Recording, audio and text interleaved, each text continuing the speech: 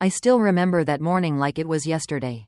The city skyline was drenched in gold, sunlight spilling across the glass towers. And I walked into Lexington Co, feeling confident. 10 years of blood, sweat, and late nights had led me here. I thought I'd earned my place. I thought I'd built an unshakable foundation of respect.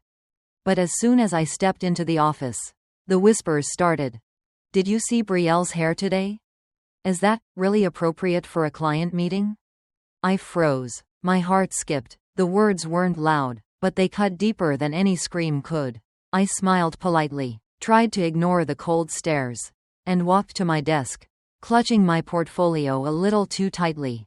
My natural hair, something I wore proudly, something that had taken years to embrace, was suddenly a problem. I logged into my computer, opened my emails, and that's when I saw it. Brielle, after careful consideration, we've decided to move forward with Janine for the upcoming promotion. We believe her profile better aligns with the company's image. My fingers hovered over the keyboard. My chest tightened. I read it again, hoping I had misread, but no, it was real. The promotion I had worked toward for years. The recognition I thought I had earned, snatched away with a few cold words. Company image. I felt a mix of disbelief and humiliation.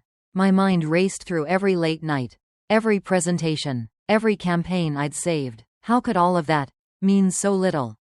I glanced up, trying to make sense of it, and that's when I saw Janine walking past my desk, smiling casually, unaware, or maybe completely aware, of the storm she had stepped into.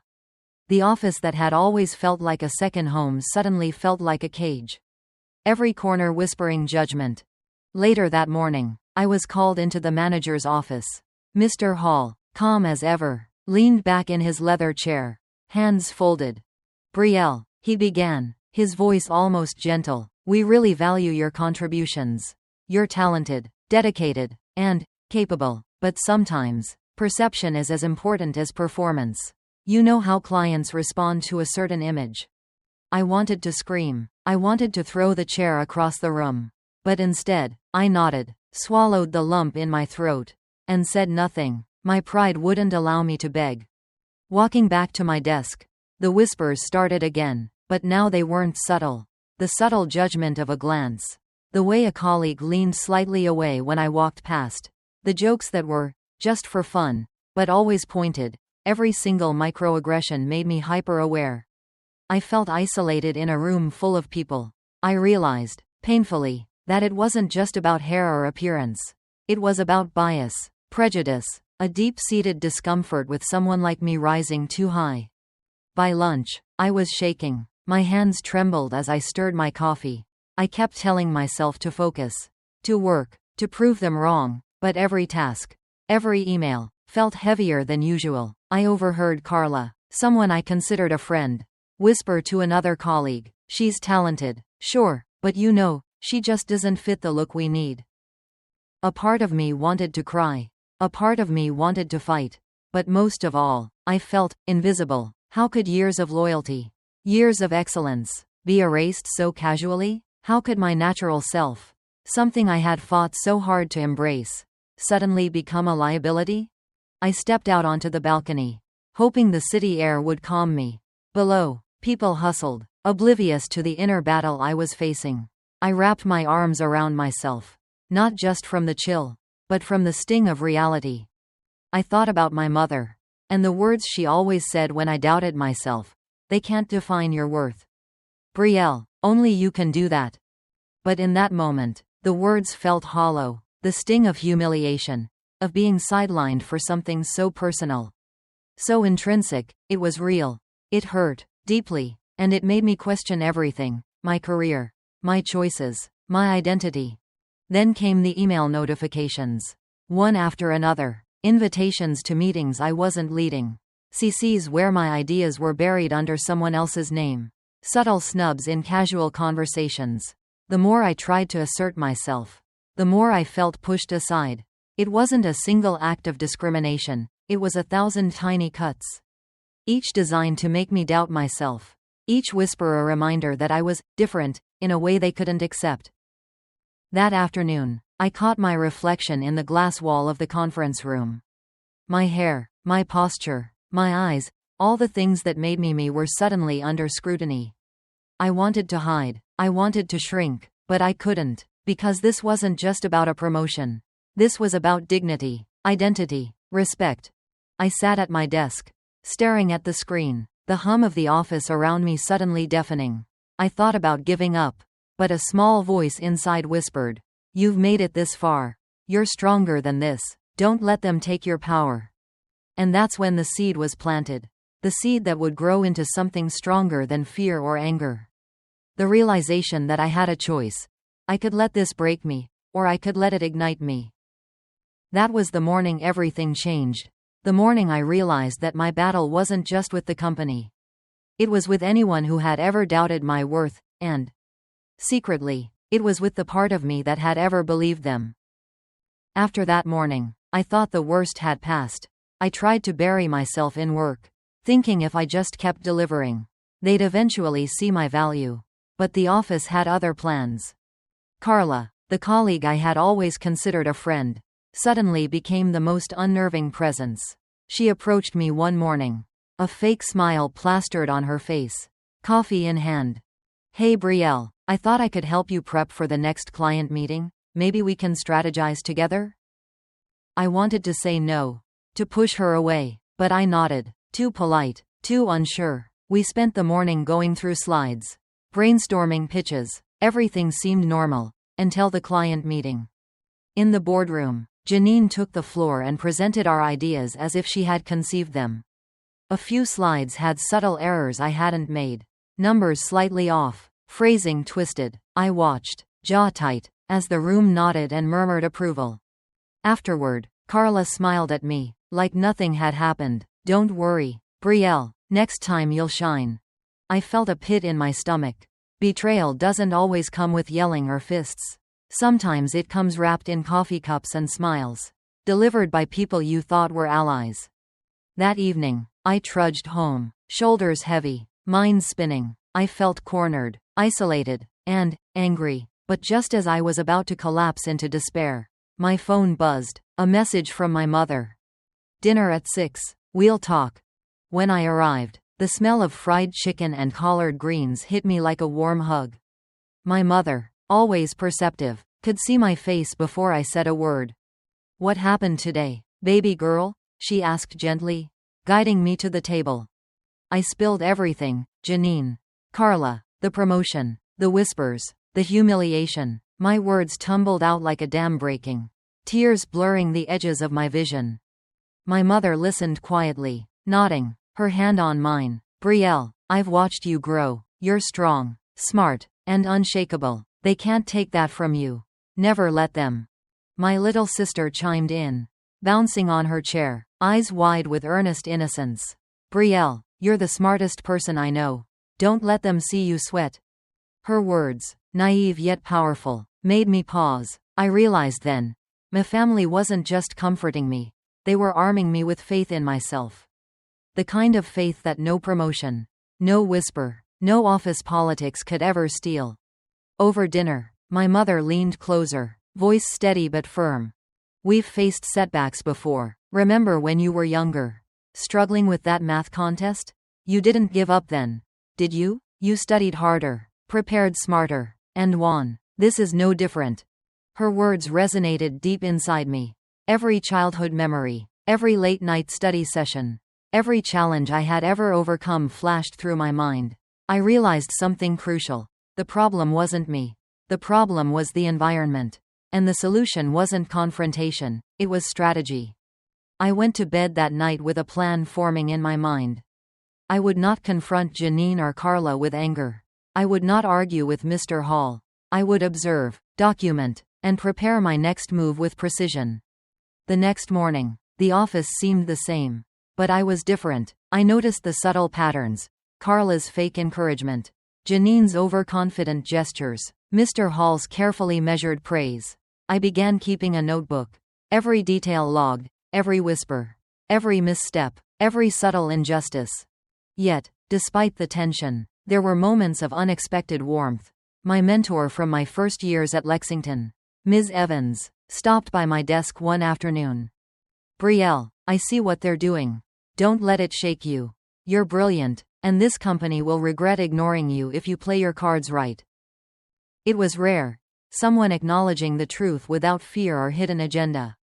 Her words, combined with my family's unwavering support, planted a seed of quiet confidence.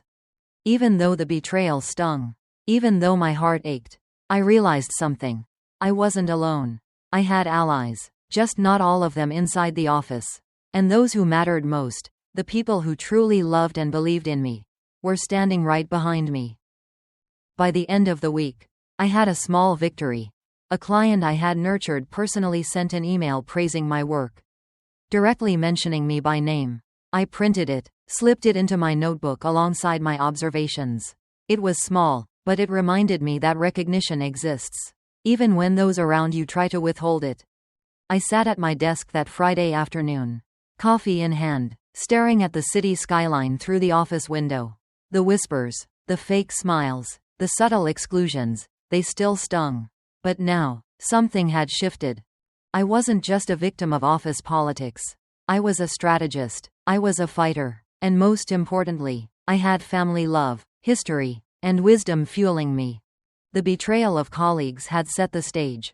Yes, but the support of my family, my mother's faith, my sister's innocent encouragement, the legacy of resilience from generations before me, had lit the first spark of my quiet, unstoppable fire. I didn't know exactly what the next step would be, but I knew this. I would rise, not just to reclaim what was taken, but to prove to everyone, including myself, what I was truly capable of. The days after the office betrayal blurred together. Each morning, I put on my best suit, styled my hair carefully, and walked into Lexington Co, carrying a professional smile that felt heavier than ever. But inside, my mind was a battlefield. Every whispered comment, every sideways glance, every subtle advice from Carla and Janine replayed in an endless loop. I questioned everything. Was I not good enough? Was my identity, my very self, the problem? The thought was poisonous. It crept into my mornings, clung to my afternoons, and refused to let me sleep at night. I stared at the ceiling in the dark of my apartment, staring at shadows, thinking about quitting, leaving it all behind. And then, a memory hit me like a punch. I was 10 years old, struggling with a math contest I had desperately wanted to win. No matter how hard I studied, how many late nights I spent, I kept getting the problems wrong. I remembered crying in the living room, my mother kneeling beside me, brushing my hair away from my face. Brielle, she had said softly, mistakes don't make you weak. They teach you where you need to grow. You're stronger than you think. I closed my eyes in my apartment, letting the memory wash over me. That same 10-year-old determination, the fire my mother had lit in me, had never truly gone out. It was buried under years of office politics, under whispers, under fake smiles, under the sting of being overlooked. But it was still there, waiting. I picked up my notebook, the one I had started in part 2, and began to write. Not just work notes, not just lists of tasks, but a chronicle of my experiences, the slights, the microaggressions, the fake, helpful advice. Every detail mattered, every pattern mattered. I documented not to complain, but to understand, to prepare, to turn the narrative in my favor. The next morning, I walked into the office with a new resolve. My hands no longer trembled. My smile was steadier, my posture straighter. I began observing more than participating. I noticed how Janine claimed credit, how Carla inserted herself into every situation, and how Mr. Hall's neutrality often favored the person who spoke the loudest.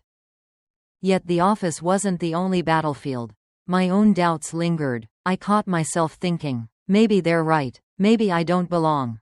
That evening, I called my grandmother. She had always been my anchor in times of uncertainty. "Grandma," I said, voice trembling, "I don't know if I can do this anymore. I feel like I'm fighting a battle I'll never win." Her voice was calm, steady, unshakable. "Brielle, your mind is your crown. You've carried it proudly all your life.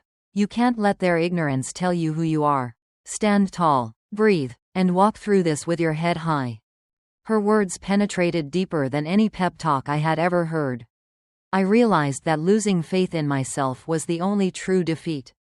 Everything else, the promotion, the credit, the whispers, were obstacles, not verdicts. That night, I revisited old memories. Late nights studying for school contests, when my mother's encouragement kept me going. The first time I learned to stand up for myself against bullies, refusing to let them diminish my confidence. The small victories in my early career, where my hard work directly resulted in client satisfaction and successful campaigns. Each memory was a building block, reinforcing my foundation. I began to see a path forward. I would not fight with anger. I would not fight blindly. I would fight strategically, with intelligence, patience, and precision. Over the next weeks, I implemented small yet deliberate changes.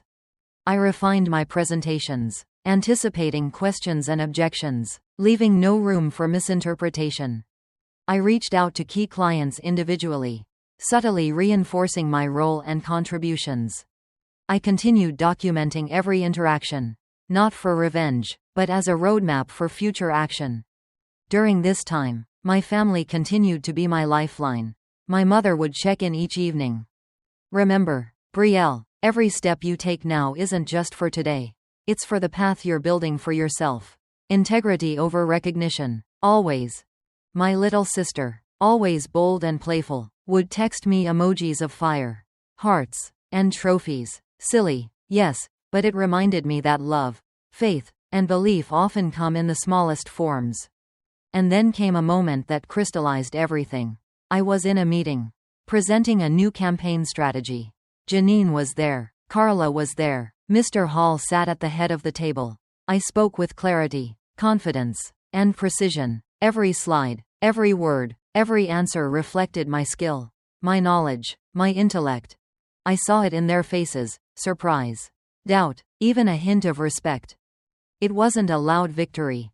No one clapped, no one cheered, but inside me, a fire had been lit. A fire that was fueled not by anger, but by self-belief and inner strength. That night, I stood at my apartment window, looking out over the city. The lights shimmered like stars brought to earth. I whispered to myself, "This is only the beginning. I am not defined by them. I am defined by me." And for the first time since the promotion email, I felt a calm determination. I was no longer broken. I was preparing for my rise. Not to prove them wrong, but to prove myself right. From that moment on, every microaggression became a data point. Every slight became fuel, and every moment of doubt became a reminder of why I couldn't give up. I began to see clearly. The office was just a stage. And I was learning to play the long game. One step at a time. One carefully measured action at a time. The power wasn't in shouting, or in lashing out, it was in silence, strategy, and preparation. By the end of that month, Brielle was no longer just surviving. I was quietly mastering the battlefield, fueled by family love, guided by inner wisdom, and strengthened by every challenge that had ever come my way. I didn't walk into Lexington Co the next day with a plan to yell, to confront, or to lash out. No, I had learned from my mother, from my grandmother. Power comes from strategy, not emotion. Every email, every presentation, every client interaction became deliberate. I made sure everything I did was documented, traceable, undeniable. I remembered my grandmother's words: "Your mind is your crown. Brielle, wear it, don't let anyone touch it." And I began to wear it like armor. I started keeping a detailed log of interactions in the office, not out of bitterness, but to map influence and truth. Janine taking credit for work she didn't do? Logged. Carla undermining my suggestions in meetings? Logged. Mr. Hall favoring louder voices over merit? Logged. With dates, emails, screenshots. At the same time, I recorded every success, every client email praising me, every initiative I had led. Evidence was growing, and I was ready. I made my visibility undeniable. I volunteered for high-stakes projects, ones no one else wanted. Every meeting became an opportunity to shine subtly but decisively. Presentations polished to perfection, solutions ready before anyone asked. Client communications precise, professional, Memorable. Slowly, the office began to notice. Not in whispers, but in quiet acknowledgment. When clients praised me by name, Mr. Hall could no longer ignore it. Janine and Carla's smiles grew tight. Unsure. Then came the day I had been preparing for, without them even realizing it. I had compiled every documented success, every subtle betrayal, every client commendation. I requested a meeting with the executive board. Walking into that room, I held my head high. No trembling hands, no nervous stammer, just confidence, poise, and undeniable proof. I wanted to share a complete report of the last 6 months. I began. Every slide, every chart, every email printed in a clean, professional binder. I laid out my achievements. Then I laid out the attempts to undermine me. Fact by fact, proof by proof. The room went silent, eyes shifted. Mr. Hall cleared his throat. Janine's face flushed red. Carla's smile faltered. Brielle, one board member finally said, "This is thorough and impressive." I didn't gloat. I didn't smile triumphantly. I simply closed the binder, looked them in the eye, and said nothing more. The silence did the work for me. I had learned the hard way. The loudest reactions aren't the strongest reactions. The smartest, most effective revenge is silent, deliberate, and backed by evidence. By the time the board recognized my brilliance, the damage from betrayal and bias could not hold. My work spoke louder than any insult, any whisper, any subtle prejudice. By this point, some colleagues began to approach me, not with pity, not with envy, but with respect. Ms. Evans, my early mentor, smiled knowingly. "You've done exactly what I knew you could. Smart, strong, unshakable." Even clients started requesting my input directly, bypassing Janine and others entirely. I had quietly shifted the balance of power. The promotion cycle came again. And this time, it was undeniable. I was chosen for a leadership role spanning multiple departments. Janine's subtle snide remarks had no effect. Carla's fake smiles couldn't mask the shift in office perception. Mr. Hall gave me a nod that silently admitted defeat. I walked out of that meeting not with anger or vengeance, but with poise, pride, and the satisfaction of a plan executed flawlessly. I had transformed from a betrayed employee into a master strategist, silently commanding respect and setting the stage for my ultimate rise. That night, standing at my apartment window, looking at the city lights shimmering like fallen stars, I whispered to myself, "This is only the beginning. I am not defined by them. I am defined by me." After that boardroom meeting, everything changed, but not overnight. The office that had once felt like a cage now seemed like a stage. And I was learning to command it with every step I took. The promotions, the accolades, the subtle nods of respect, they were satisfying. Yes, but they weren't the real victory. The real triumph was deeper, quieter. It was reclaiming my power, my identity, my voice. I walked into Lexington Co each morning with a calm confidence that I had never known. People watched, whispered, tried to guess what would come next.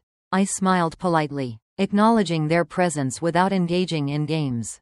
Every move I made was deliberate, measured, and strategic. I had become the eye of a storm, a silent force that could not be ignored. Yet, as much as I thrived professionally, the part of me that mattered most wasn't the one climbing the corporate ladder. It was the one surrounded by family and community. The one rooted in love, wisdom, and resilience. I began to bring them into my victories in small ways. My mother, who had always been my first mentor, shared my wins with the neighbors, friends, and extended family. My little sister, who had once sent me fire and trophy emojis to cheer me on, started telling her friends at school, "My sister's the boss now." My grandmother, ever steady, smiled knowingly. "See, Brielle, you've walked through fire and you didn't burn. You shine brighter because of it." One afternoon, the company hosted a networking event with clients and executives. I arrived early, not to impress anyone, but to showcase my work with integrity. When I began speaking to the room about strategies I had led, clients turned to me with genuine curiosity and respect. They weren't just listening. They were engaging with Brielle as the expert, as the innovator. Janine and Carla were there, of course. Their smiles were polite, their eyes cautious, They had realized something I had known all along. Power isn't taken by pushing others down. It's earned quietly, strategically, and relentlessly. Outside the office, my community began to notice too. Friends, extended family, even acquaintances started reaching out to me for advice, mentorship, and inspiration. People wanted to know how I had stood tall against bias, betrayal, and prejudice, and emerged not only unbroken, but thriving. I began speaking at local community centers, schools, and online forums. I shared my story, from the humiliation to the betrayal, the self-doubt, and finally, the strategy that allowed me to rise. I talked about the importance of documenting your wins, observing the patterns, and never letting emotion dictate action. And every time I spoke, I reminded my audience of the secret no one can take from them: the power of self-belief and family support. I showed them my notebook, my emails, my presentations, proof that careful preparation and integrity could defeat bias more effectively than anger ever could. At home, family dinners became celebrations of resilience. My mother would laugh, saying, "I told you, baby girl, you're unstoppable." My sister would clap her hands, eyes wide, as I recounted meetings where clients had asked to work with me directly. My grandmother, ever wise, would sip her tea and say simply, "This is how you change the world, one step, one decision at a time."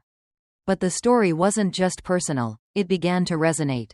Colleagues who had doubted me started seeking my guidance.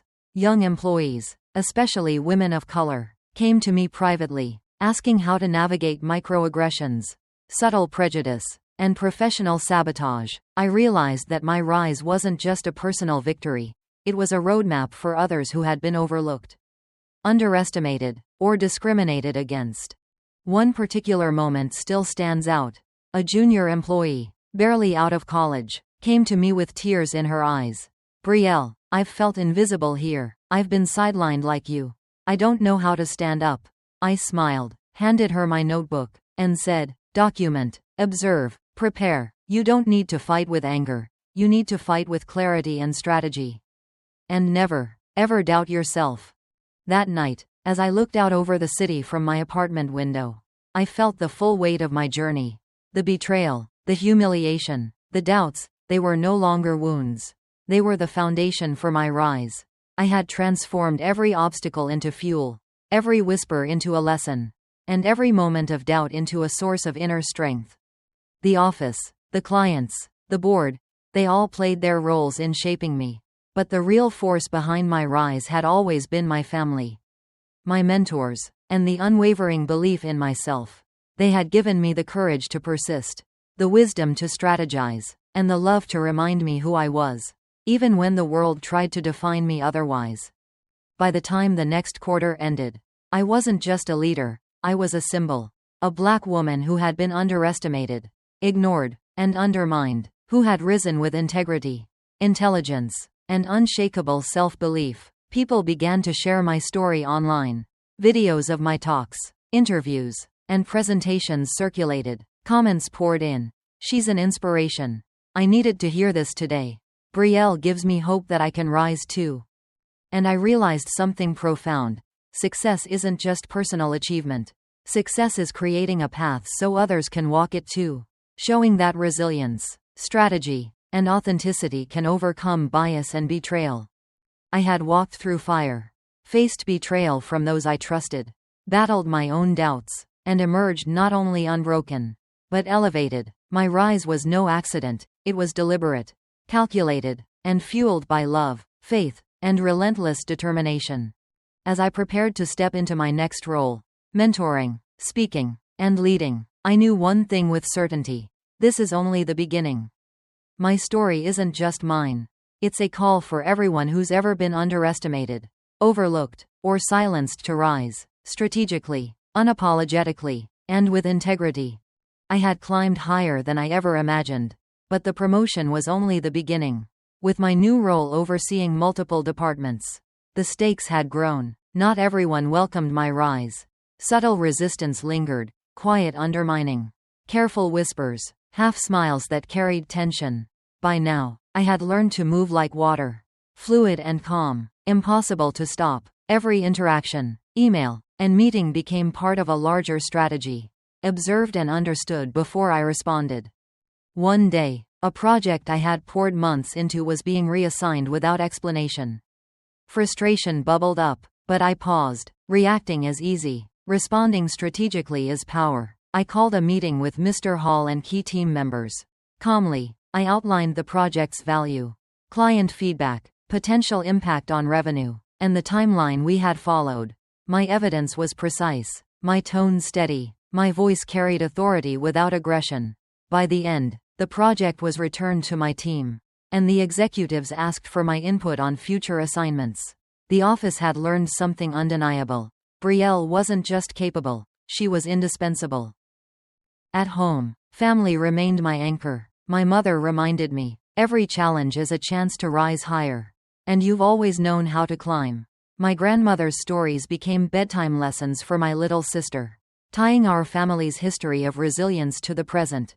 One evening, my sister asked quietly, "Brielle, do you ever get scared someone will try to take what you've built?" I brushed her hair back and replied, "Fear is part of the journey. But you use it, you let it remind you to prepare, to stay vigilant, to work harder. That's how we protect what we've earned." Their love and faith became the quiet force propelling me forward, reminding me that success wasn't just personal. It reflected those who had shaped and believed in me. I began mentoring young professionals, hosting workshops for local high schools, and speaking at online forums. I shared the lessons of strategic resilience, integrity, and the power of documenting one's journey.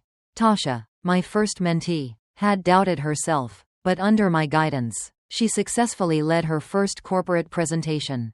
Watching her confidence grow reminded me why I had risen in the first place, not for titles or recognition, but to create pathways for others to thrive. Even former adversaries began to shift. Carla approached me quietly. "Brielle, I see how you handle everything. I want to learn from you." I nodded, offering guidance without judgment. Respect, not resentment, had become the currency of influence. The road wasn't without obstacles. One client, previously loyal, questioned my team's recommendations, citing a minor oversight. Old doubts crept in, but I paused, breathed, and addressed it with transparency and evidence. I presented a plan that corrected the issue, demonstrated accountability, and outlined long-term improvements. The client not only returned but increased their investment. These moments tested more than my skills, they tested my ability to remain composed, ethical, and strategic under pressure. Each victory reinforced a lesson I had lived every day. Power isn't about force, it's about precision, integrity, and foresight. As my story spread, I realized the impact was cultural, not just professional. People from various backgrounds reached out, sharing their experiences with workplace bias, identity struggles, and underestimation. They looked to me as a model of authenticity and strategic empowerment, proving that a Black woman could navigate corporate challenges and inspire a movement. I began hosting community webinars, creating spaces for dialogue about equity, resilience, and leadership. Every session amplified my message. You can rise without compromising who you are. And you can help others rise with you. The victories weren't limited to boardrooms or community centers. My family celebrated every milestone. My sister excelled in school leadership programs. Inspired by my example, my mother pursued a passion project she had set aside for years. My grandmother beamed, knowing that the next generation of our family was not just surviving, but thriving boldly and unapologetically. By the end of the year, I was no longer just a corporate leader. I was a mentor, a community figure, a symbol of strategic resilience, integrity, and empowerment. My story, once filled with doubt and betrayal, had transformed into a narrative of triumph, inspiration, and legacy. Standing by my apartment window, looking at the city lights, I whispered, "I am not just rising. I am lifting others with me. This is the story I was meant to live, and the legacy I was meant to leave." I had risen through fire, betrayal, and doubt, and now, standing at the peak of my journey, I could finally see it all clearly. The promotions, the projects, the accolades, they were milestones. But they were never the real point. The point was the lesson. that integrity, strategy, and self-belief are stronger than prejudice, gossip, or fear. I think about the days when Janine whispered behind my back, when Carla pretended to be my ally, when Mr. Hall overlooked me because of assumptions about who I was. I remember feeling small, invisible, and doubting myself, but through every moment, my family reminded me of who I truly was. My mother's words, my grandmother's wisdom, my little sister's admiration, they were the constants that grounded me. They were the reason I never gave up. The first lesson I want to share is never underestimate the power of preparation. Every email I logged, every client response I saved, every small victory I documented, it all became part of the evidence that allowed me to rise. Without those small, deliberate steps, my smart revenge would have been impossible. Preparation is quiet, patient, and invisible to those who assume power comes from loud words or immediate action, but it is unstoppable. The second lesson is resilience in the face of betrayal. Being underestimated, undermined, or outright sabotaged could have broken me, but I let it refine me instead. Betrayal is painful, but it is also a mirror. It shows you what you truly value and forces you to sharpen your strategy. I learned to turn every act of betrayal into fuel, every whispered insult into clarity, every doubt into determination. The third lesson is the importance of identity and authenticity. I was criticized, judged, and sidelined because of who I was, my natural hair, my confidence, my way of speaking, my approach to leadership, but at no point did I allow myself to change for the comfort of others. I realized that true power is only possible when you stand firmly in your identity. Compromising yourself for approval is temporary. Authenticity creates lasting influence. The fourth lesson is the ripple effect of empowerment. When I began mentoring young professionals, speaking at schools, and hosting webinars, I discovered something profound. My rise wasn't just my own. It belonged to every person who needed to see that success was possible. Empowering others didn't diminish my victories, it amplified them. Each story I touched, each life I influenced, was a reminder that real success is never solitary. And finally, the lesson that tied it all together: strategy, integrity, and love create unstoppable momentum. Strategy turned my knowledge and preparation into action. Integrity ensured my victories were unassailable. Love, my family, my mentors, my community, gave me the courage to persist and the humility to lift others as I climbed. These three forces together created a life that wasn't just successful, but meaningful. I reflect on my journey, and I see a pattern. Shock led to betrayal. Betrayal led to doubt. Doubt led to strategy. And strategy led to triumph.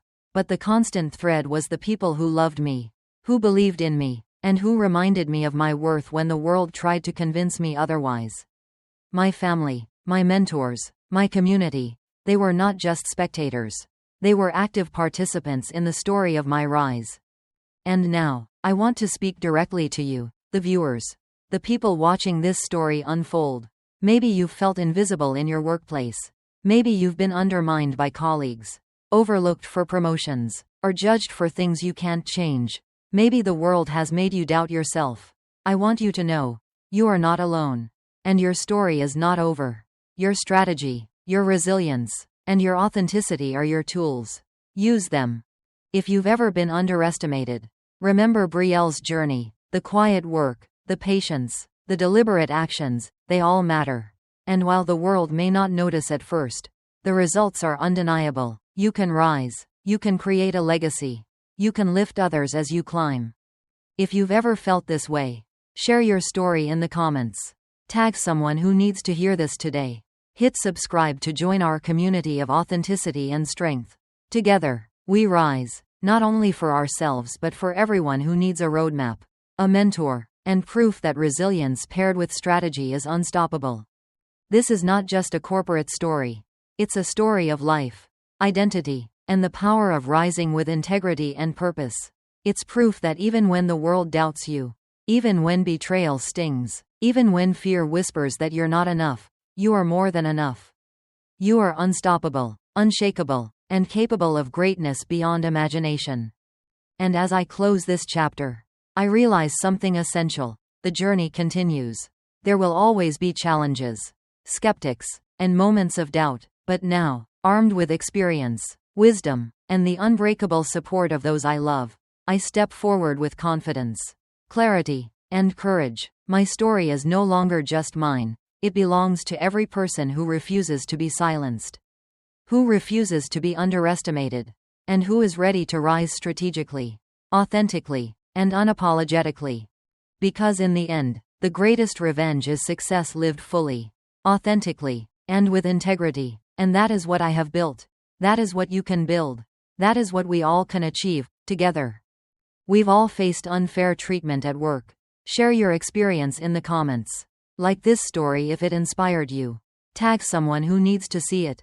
And subscribe to join our community of strong, resilient professionals turning setbacks into victories.